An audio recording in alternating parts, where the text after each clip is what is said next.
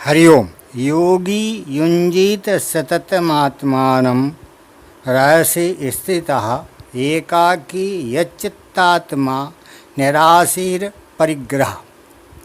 भोग बुद्धि से संग्रह न करने वाला, इच्छा रहित और अंतःकरण तथा शरीर को बस में रखने वाला योगी अकेला एकांत में स्थित होकर मन को निरंतर परमात्मा में लगाए। युज समाधौ धातु से जो योग शब्द बनता है, जिसका अर्थ चित्तवृत्तियों का निरोध करना है। योगा चित्तवृत्ति निरोधा, पातंजल योग दर्शन 1-2। उस योग का वर्णन यहाँ किया गया है। अपरिग्रह चित्तवृत्तियों के निरोध रूप योग का साधन संसार मास से विमुख होकर और केवल परमात्मा के सम्मुख होकर किया जाता है। अतः उसके लिए पहला साधन बताते हैं अपरिग्रह, अर्थात अपने लिए सुख बुद्धि से कुछ भी संग्रह ना करे। कारण कि अपने सुख के लिए भोग और संग्रह करने से उसमें मन का खिंचाव रहेगा, जिससे साधक का मन ध्यान में नहीं लगेगा। अतः ध्यान योग के साधक के लिए अपरिग्रह होना आवश्यक है। निराशी आशीष नाम इच्छा का है और निस नाम रहित होने का है। अतः निराशी का अर्थ होगा इच्छा से रहित होना। पहले अपरिग्रह पद से बाहर के भोग पदार्थों का त्याग करना बताया। अब निराशी पद से भीतर की भोग और संग्रह की इच्छा का त्याग करने के लिए कहते हैं। तात्पर्य यह है कि भीतर में किसी भी भोग को भोग बुद्धि से भोगने की इच्छा, कामना, आशा न रखे।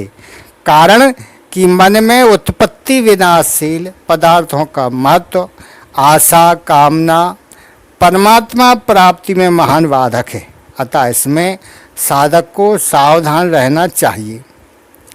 यह चित्तात्मा बाहर से अपने सुख के लिए पदार्थ और संग्रह का त्याग तथा भीतर से उनकी कामना का त्याग होने पर भी अंतःकरण आदि में नया राग होने की संभावना रहती है। बताते हैं यह चित्तात्मा अर्थात साधक अंतःकरण सहित शरीर को वश में रखने वाला हो। इसके वश में होने पर फिर नया राग पैदा होगा। इनको वश में करने का उपाय है कोई भी नया काम राग पूर्वक ना करे। कारण कि राग पूर्वक प्रवृत्ति होने से शरीर की आराम आलस में, इंद्रियों की भोगों में और मन की भोगों के चिंतन में अथवा व्यर्थ चिंतन में प्रवृत्ति होती। इसलिए अंतःकरण और शरीर को बस में करने की बात कही गई। योगी जिसका देह लक्ष्य केवल परमात्मा में लगने का ही है, अर्थात जो परमात्मा प्राप्ति के लिए ही ध्यान करने वाला है, सिद्धियों और भोगों की प्राप्ति के लिए नहीं, उसको यहाँ योगी कहा गया है। एकाकी ध्यान योग का साधक अकेला हो, साथ में कोई सहायक ना हो, क्योंकि दो होंगे तो बातचीत होने लग जाएगी और साथ में कोई सहायक होगा तो राग के कारण उसकी याद आती रहेगी, जिससे मन भगवान में नहीं लगेगा। रहसी स्थित साधक को वहाँ स्थित होना चाहिए। इसके लिए बताते हैं कि वह एकांत में स्थित रहे, अर्थात ऐसे स्थान में स्थित रहे जहाँ ध्यान के विरुद्ध कोई वातावरण ना हो। जैसे नदी का किनारा हो, वन में एकांत स्थान हो, एकांत मंदिर आदि हो, अथवा घर में ही एक कमरा ऐसा हो जिसमें केवल भजन ध्यान किया जाए। उसमें ना तो स्वयं भोजन सहन करे और न कोई दूसरा ही करे। आत्मानम सत्यम इंजुत, उपर्युक्त प्रकार से एकांत में बैठकर मन को निरंतर भगवान में लगाए। मन को निरंतर भगवान में लगाए इसलिए खास बात है कि जब ध्यान करने के लिए एकांत स्थान पर जाए, तब जाने से पहले ही यह विचार कर ले कि अब मेरे को संसार का कोई काम नहीं करना है, केवल भगवान का ध्यान ही करना है। अब भगवान के सिवाय दूसरे का चिंतन करना ही नहीं है। इस बात को लेकर निरंतर सावधान रहे, क्योंकि सावधानी ही साधना है। साधक के लिए इस प्रकार की बड़ी आवश्यकता है कि वह ध्यान के समय तो भगवान के चिंतन तत्पर रहे, व्यवहार के समय भी निर्लिप्त रहते हुए भगवान का चिंतन करता रहे, क्योंकि व्यवहार के समय भगवान का चिंतन न होने से संसार में लिप्तता अधिक होती है। व्यवहार के समय भगवान का चिंतन करने से ध्यान के समय चिंतन करना सुगम होता है, और ध्यान के समय ठीक तरह से चिंतन होने से व्यवहार के समय भी चिंतन होता रहता है। अर्थात दोनों समय में किया गया चिंतन एक दूसरे का सहायक होता है। तात्पर्य यह है कि साधक का साधकपना हर समय जागृत रहे। वह संसार में तो भगवान को मिलाए, पर भगवान में संसार को ना मिलाए। अर्थात सांसारिक कार्य करते समय भगवत का स्मरण करता रहे। यदि ध्यान के लिए बैठते समय साधक अमुक काम करना है, इतना लेना है, इतना देना है, अमुक जगह जाना है, अमुक से मिलना है आदि कार्यों को मन में जमा रखेगा, अर्थात मन में इनका संकल्प करेगा, तो उसका मन भगवान के ध्यान में नहीं लगेगा। अतः ध्यान के लिए बैठते समय यह दृढ़ निश्चय कर ले कि चाहे जो हो जाए, गर्दन भले ही कट जाए, मेरे को केवल भगवान का ध्यान ही करना है। ऐसा दृढ़ विचार होने से भगवान में मन लगाने में बड़ी सुविधा होती है। साधक की यह शिकायत रहती है कि भगवान में मन नहीं लगता, तो इसका कारण क्या है?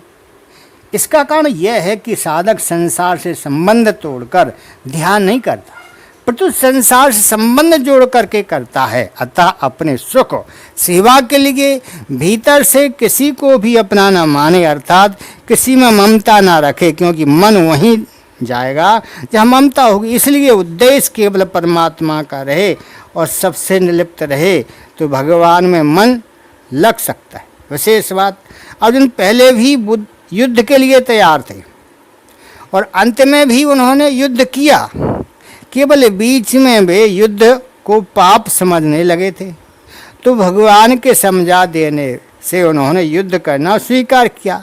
इस तरह प्रसंग कर्मों का होने से गीता में कर्मयोग का विषय आना तो ठीक ही था, पर इसमें ज्ञान योग, भक्ति योग आदि अनेक पारमार्थिक साधनों का वर्णन कैसे आया है? उनमें भी यहाँ ध्यान योग का वर्णन आया, जिसमें केवल एकांत में बैठकर ध्यान लगाना चाहिए। यह प्रसंग यहाँ क्यों आया है? अर्जुन पाप के भय से युद्ध से उपरत होते, तो उनके भीतर कल्याण की इच्छा जागृत होती है। अतः भी भगवान से प्रार्थना करते हैं कि जिससे मेरा निश्चित श्रेय कल्याण हो, वह बात आप कहिए। इस पर भगवान को श्रेय करने वाले जितने मार्ग हैं वे सब बताने पड़े। उनमें दान, यज्ञ, तप, वेदाध्ययन, प्राणायाम, ध्यान योग, हठ योग, लय योग आदि को तो कहना भी कर्तव्य हो जाता है। इसलिए भगवान ने गीता में कल्याणकारक साधन बताए हैं। उन सब साधनों में भगवान ने यह बात बताई कि उत्पत्ति विनाशील वस्तुओं का जो लक्ष्य है वही खास बंधन कारक है। अगर साधक का लक्ष्य केवल परमात्मा का है, पर उसके सामने कोई भी कर्तव्य कर्म आ जाए, उसको समभाव से करना चाहिए। समभाव से किए गए सबके सब कर्तव्य कर्म कल्याण करने वाले होते हैं।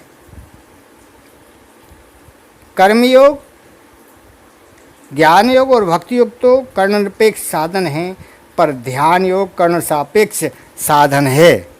अतः भगवान ध्यान योग के विषय में कहते हैं।